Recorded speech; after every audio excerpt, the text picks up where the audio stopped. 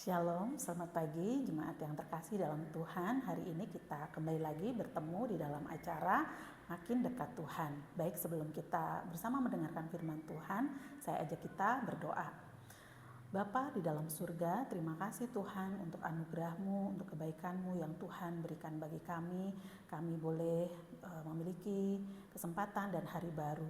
Dan saat ini Tuhan, kami mau kembali merenungkan kebenaran firman-Mu di dalam program renungan Makin Dekat Tuhan hari ini. Biar kiranya ketika kami boleh mendengarkan firman-Mu, Tuhan yang berkuasa dan Tuhan yang menolong, supaya sungguh ini menjadi satu firman yang boleh kami dengarkan dan kami hidupi di dalam kehidupan kami. Terima kasih Bapa, dalam nama Tuhan Yesus kami bersyukur, kami berdoa. Amin. Jemaat yang terkasih dalam Tuhan, hari ini saya ingin mengajak kita merenungkan tentang satu tema, yaitu keluarga sebagai sekolah pertama. Nah, jemaat yang dikasih Tuhan, hari-hari ini kita hidup di zaman yang sangat sibuk. Banyak orang tua yang begitu bekerja keras demi anak-anaknya. Dan tentunya mereka ingin memberikan pendidikan yang terbaik, makanan yang cukup, masa depan yang aman, fasilitas yang baik. Dan tentunya itu semua adalah hal yang penting dan baik juga.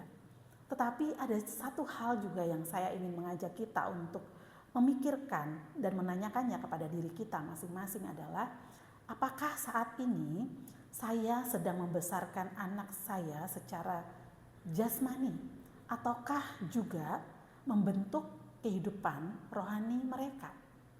Nah, Bapak Ibu yang terkasih dalam Tuhan, hari ini kita banyak menemukan anak-anak yang pintar secara akademik.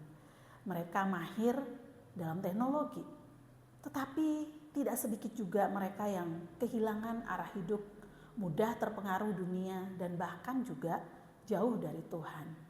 Mengapa? Karena di dunia modern ini seringkali kita lupa bahwa keluarga adalah sekolah pertama. Sebelum anak mengenal sekolah, mereka telah terlebih dahulu mengenal rumah. Sebelum mereka mendengarkan guru, mereka telah terlebih dahulu mendengar orang tua. Dan sebelum mereka mengenal dunia, mereka telah terlebih dahulu melihat kehidupan di dalam keluarga. Maka dalam renungan pada hari ini, saya mau mengajak kita merenungkan bahwa yang pertama adalah Tuhan itu mempercayakan pendidikan rohani kepada orang tua. Di dalam kitab Ulangan 6 ayat 6 sampai 7, di situ firman Tuhan berkata, "Haruslah engkau mengajarkannya berulang-ulang kepada anak-anakmu." Perhatikan ya, di dalam bagian ini Tuhan tidak berkata serahkan semuanya kepada para imam pada zaman dahulu ya, atau serahkan semuanya kepada sekolah. Tetapi Tuhan berkata, engkau mengajarkannya. Hal ini mau menunjukkan bahwa orang tua diberikan oleh Tuhan mandat untuk menjadi guru pertama di dalam kehidupan anak. Bahkan kalau dalam bahasa aslinya kita melihat kata mengajarkan berulang-ulang itu memiliki arti mengasah, menanamkan terus-menerus, dilakukan berulang kali. Dan artinya dalam bagian ini adalah bahwa pendidikan rohani bukan sesuatu yang dilakukan sesekali. Bukan hanya saat anak ikut sekolah minggu, seminggu sekali, atau saat Natal bahkan setahun sekali, atau saat ada masalah saja, tetapi dilakukan setiap hari. Karena itu ayat-ayat ini juga berkata ya, ketika kamu duduk, ketika kamu berjalan, ketika berbaring, ketika bangun. Maka artinya di dalam bagian ini adalah bahwa seluruh kehidupan keluarga itu seharusnya menjadi ruang untuk belajar. Nah, yang kedua dalam bagian ini kita juga mau belajar. Anak-anak itu belajar lebih banyak dari kehidupan orang tuanya. Nah, jemaat yang terkasih dalam Tuhan, anak-anak itu tidak hanya mendengar apa yang kita lakukan. Mereka juga melihat bagaimana kita hidup. Mereka belajar cara berbicara, cara marah, cara mengasihi, cara berdoa, cara menghadapi masalah. Dari siapa? Dari kehidupan orang tuanya. Itulah sebabnya dalam bagian ini keteladanan itu sangat penting. Kadang orang tua bisa berkata, jangan marah. Tetapi anak melihat orang tua yang begitu mudah meledak. Orang tua berkata, ayo harus rajin ibadah. Tetapi anak melihat orang tua sendiri jarang berdoa, jarang datang ke gereja. Dan akhirnya anak bingung. Karena sebenarnya anak itu lebih cepat meniru daripada mendengar. Dan dunia hari ini sedang berlomba membentuk anak-anak kita, Bapak Ibu. Hari ini kita banyak lebih melihat anak-anak kita lebih mengenal YouTube, media sosial, bahkan suara-suara dari influencer gitu ya, daripada suara Tuhan.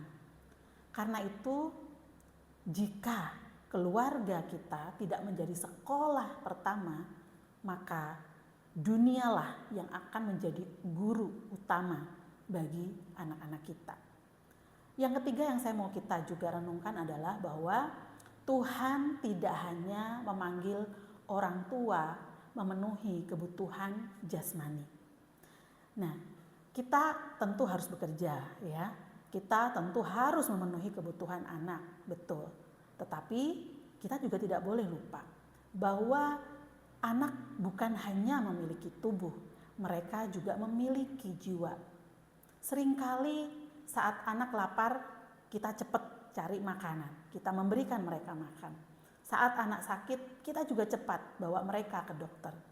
Tapi pertanyaannya adalah, bagaimana jika kita menemukan anak mulai kehilangan iman mereka mulai dingin, hati mereka kosong, hidup mereka mulai jauh dari Tuhan. Kadang itu menjadi sesuatu yang tidak terperhatikan oleh kita. Padahal kita tahu di dalam Injil Matius 4 ayat 4, Tuhan Yesus mengingatkan bahwa manusia itu hidup bukan hanya dari roti saja. Artinya, anak membutuhkan lebih dari sekedar makanan dan pendidikan. Mereka butuh Tuhan. Yang berikutnya kita juga mau merenungkan, yang saya mau ajak kita renungkan adalah bahwa apa yang kita tanam hari ini akan menentukan masa depan anak kita.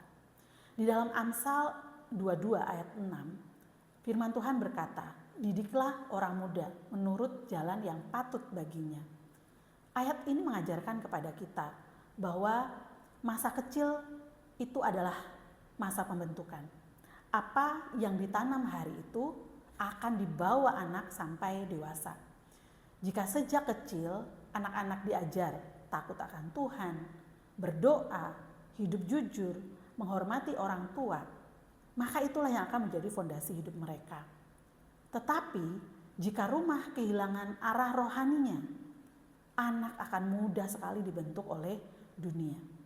Karena itu mari kita memastikan bahwa rumah kita bukan hanya sekedar tempat tinggal, keluarga kita bukan hanya sekedar tempat tinggal, tetapi juga tempat di mana generasi itu dibentuk. Lalu apa yang kita bisa lakukan? Bapak Ibu, jemaat sekalian terkasih dalam Tuhan, tidak harus mungkin hal yang besar, tetapi mari kita mulai dari hal yang sederhana.